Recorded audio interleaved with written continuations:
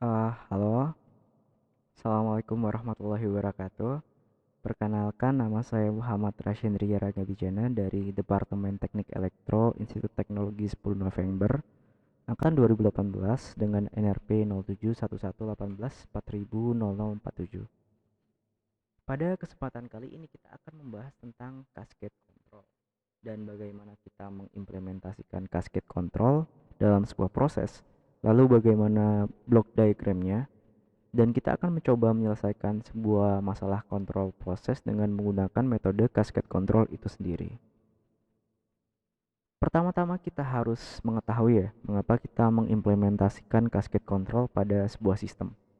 Yang mana kita biasa itu mengimplementasikan sistem feedback control, dan di mana sistem kontrol ini tuh dapat mengukur variabel terkontrol dan mencoba untuk mengkompensasi error yang terjadi. Dan juga kontrol feedback ini tuh lebih robust serta simple dan mudah untuk diterapkan dalam sebuah plan. Namun ada beberapa drawbacks dari feedback control itu sendiri ya. Yang pertama itu adalah fakta bahwa sistem tidak akan bisa terkontrol sempurna dikarenakan dinamika lingkungan itu terlalu rumit dan tidak dapat kita kalkulasi atau kita forecast. Itu yang pertama. Lalu yang kedua itu kita tidak bisa mengimplementasikan kontrol prediktif pada feedback control. Nah, hal ini tuh terjadi karena feedback control hanya akan bekerja berdasarkan pengukuran controlled variable.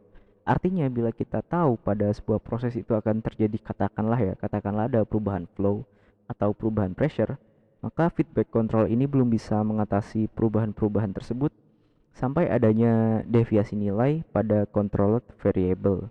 Lah, setelah ada deviasi nilai itulah barulah controller akan mengirimkan sinyal kontrol pada aktuator untuk mengkompensasi deviasi nilai tersebut. Dan yang ketiga itu sistem kontrol feedback atau feedback controller itu tidak akan cocok untuk digunakan pada proses yang mempunyai dead time yang tinggi atau proses yang lamban. Hal ini tuh dikarenakan feedback controller itu tidak bisa mengatasi disturbance dengan baik bila mana respon proses respon proses dari disturbance-nya itu lamban. Jadi dia bakal kesusahan gitu kalau lamban. Lah, cascade control sendiri tuh dapat mengatasi untuk uh, masalah kedua, masalah kedua dan masalah ketiga. Namun dia tuh tetap nggak bisa untuk mengatasi masalah yang pertama.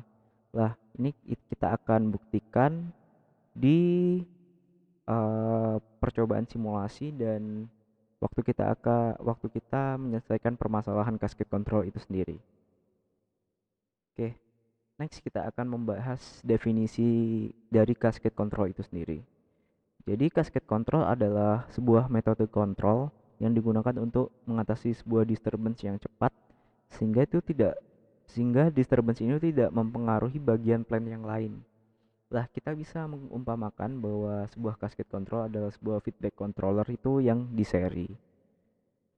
Kita akan melihat contoh plan yang menggunakan feedback control dan menggunakan cascade control. Lah, bila kita lihat plan yang pertama ini ya, plan pertama merupakan plan dengan feedback control, di mana temperatur transducer akan mengakuisisi nilai dari controlled variable dan akan memberikannya ke temperatur controller. Lah, temperatur controller ini kemudian mengirimkan sinyal pengaturan ke control valve untuk melakukan kompensasi pada deviasi nilai yang terjadi. Lah, feedback control tersebut sebenarnya dapat menjaga temperatur oil agar dekat dengan set point. Namun akan ada masalah bila mana ada sebuah disturbance. Wait, sorry. Ada sebuah disturbance pada fuel gas ini, pada pressure fuel gas ini, atau mungkin pressure fuel gas ini nanti fluktuatif sifatnya. Lah, masalah ini tuh dapat diatasi dengan cascade control sebagai berikut ini. Ini untuk mengatasi nilai yang fluktuatif dari fuel gas ya. Lah, bagaimana cara mengatasinya? Cara mengatasinya adalah dengan menambahkan secondary feedback controller di dalam sebuah primary controller. Jadi ini merupakan secondary feedback controller dan ini merupakan primary feedback controller. Secondary feedback controller ini akan melakukan pengaturan terhadap disturbance pada nilai fuel gas ini ya.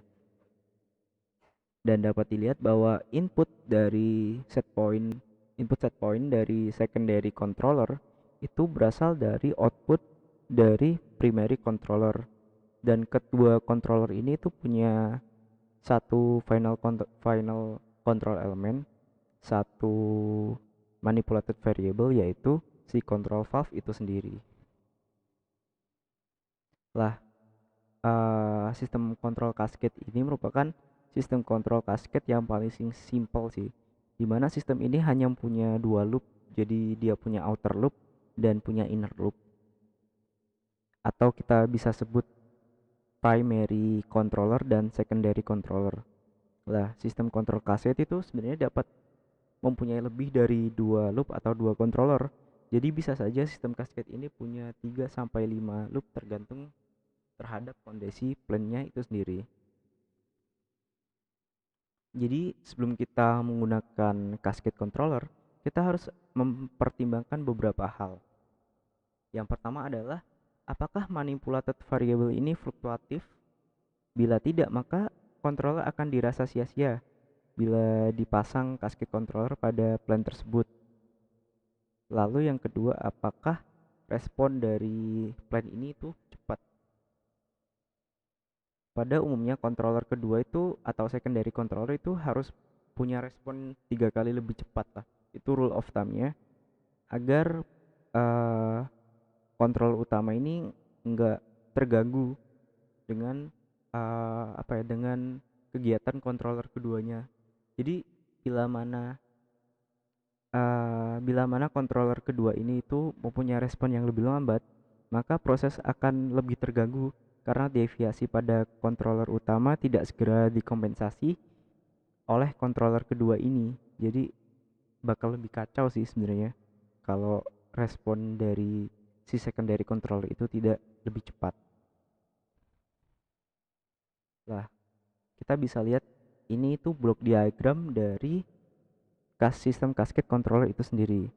Bisa dilihat terdapat ada dua buah feedback controller, yaitu ini slave controller atau secondary controller, dan master controller atau primary controller. Lah, primary controller ini digunakan untuk melakukan kontrol terhadap disturbance yang utama. Jadi istilahnya D1 inilah.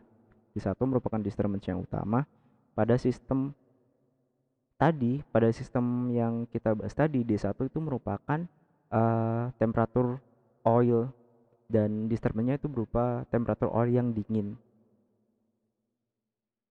Lah, untuk secondary controller ini digunakan untuk melakukan kontrol pada disturbance sekunder. Disturbance sekunder itu dalam hal ini tuh supply pressure yang fluktuatif itu sendiri. Lah, bisa dilihat juga bahwa set point dari slave controller ini atau secondary controller ini berasal dari output dari si master controller.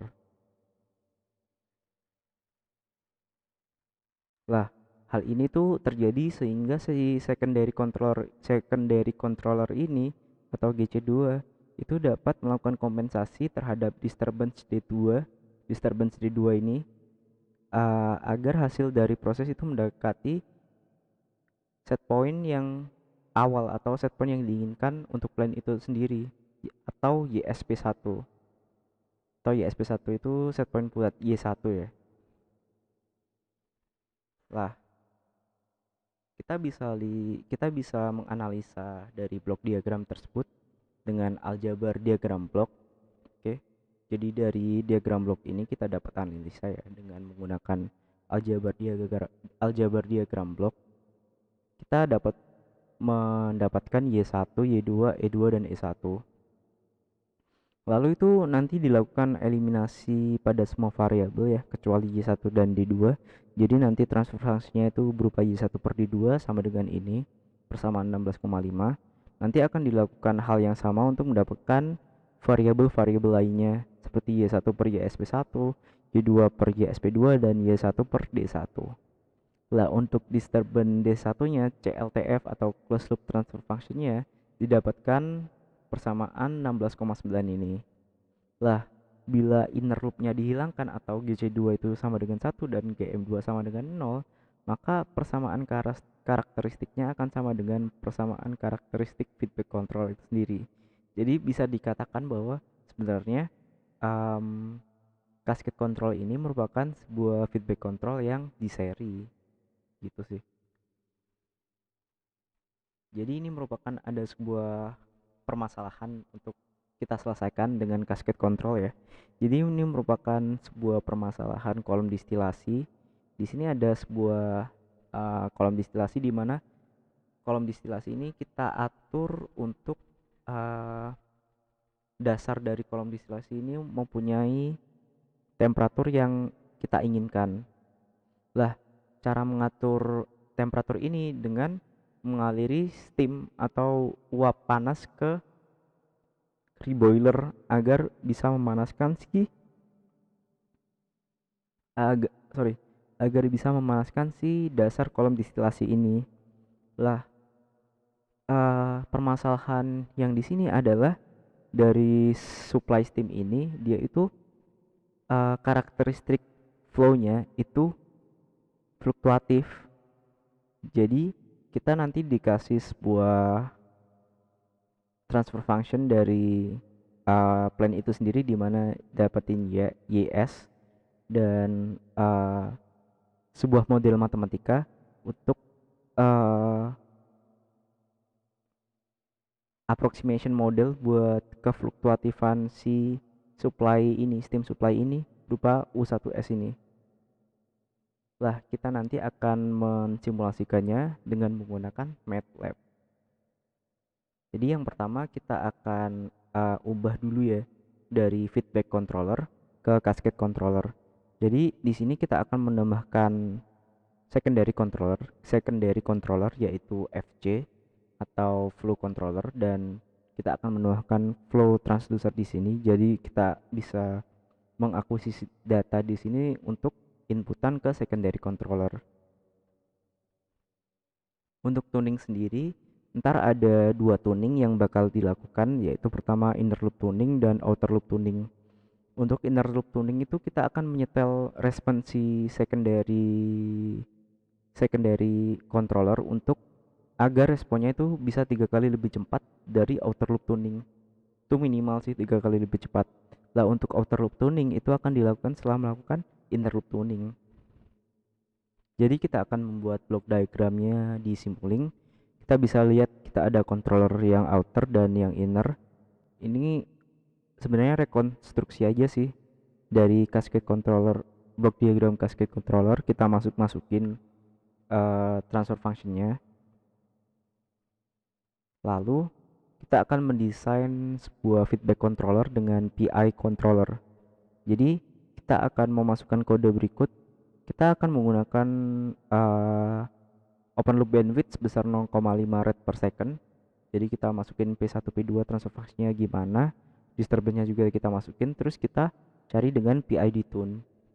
Lah, dengan kode ini kita bisa mendapatkan gain KP dan gain TI-nya.